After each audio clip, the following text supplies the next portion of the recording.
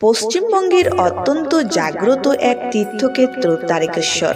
প্রতি বছর শ্রাবণ মাসে লাখ লাখ ভক্ত মাইলের পর মাইল হেঁটে কাঁধে বাঁক নিয়ে ছুটে আসেন এই মন্দিরে।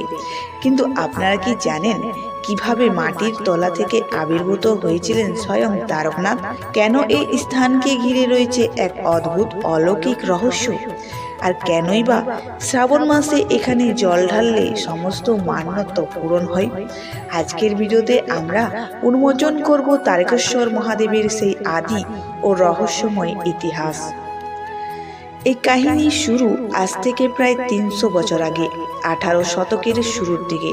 তখন এই অঞ্চলটি ছিল এক ঘন জঙ্গল, যা তারবন নামে পরিচিত ছিল।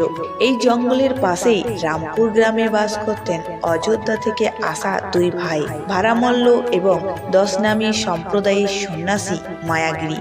ভারামল্লের একটি বড় গোয়াল ছিল, কিন্তু হঠাৎ তিনি লক্ষ্য করেন তার একটি প্রিয় গাভী প্রতিদিন সন্ধ্যাবেলায় গোয়ালে ফেরার পর আর দুধ দিচ্ছে না। প্রতিদিন একই ঘটনা ঘটে। ভারামল্লের মনে সন্দেহ দানা বাঁধে। তিনি ঠিক করেন অলৌকিক এই ঘটনার রহস্য ভেদ করবেন। একদিন চুপি চুপি সেই গরুর পিছু নিলেন ভারামল্ল। জঙ্গলের গভীরে গিয়ে তিনি যা দেখলেন তাতে তার চোখ কপালে উঠল। তিনি দেখলেন একটি নির্দিষ্ট কালো পাথরের ওপর গরুটি শান্ত হয়ে দাঁড়িয়ে আছে এবং তার অলন্দ থেকে আপনা আপনি দুধ ঝরে পড়ছে সেই পাথরের ওপরে। এই দৃশ্য দেখে ভারামল্ল অবাক হয়ে যান। তিনি জঙ্গল পরিষ্কার করে সেই পাথরটি উদ্ধার করতে যান, কিন্তু কুড়াল দিয়ে যখনই পাথরটিতে আঘাত করা হয়, অলৌকিক উপায়ে সেই পাথর থেকে রক্ত বের হতে শুরু করে। আজও তারকেশ্বর শিবলিঙ্গের ওপর সেই কাটা দাগ দেখতে পাওয়া যায়।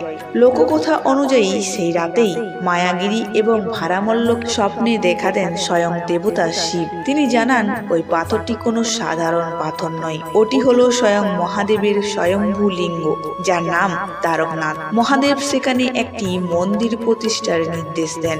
১৭২৯ খ্রিস্টাব্দে রাজা ভারামল্লের উদ্যোগে তৈরি হয় আজকের এই তারকেশ্বর মন্দির, যা প্রথম সেবায়ত হন মহন্তর মায়াগিরি। এবার আসা যাক সবচেয়ে বড় প্রশ্নে। সারা বছর তো পুজো হয়ই, কিন্তু শ্রাবণ মাসে কেন এখানে জল ঢালার জন্য এত মানুষের ঢোল নামে? এর পেছনে রয়েছে পৌরাণিক ও আধ্যাত্মিক কাহিনী।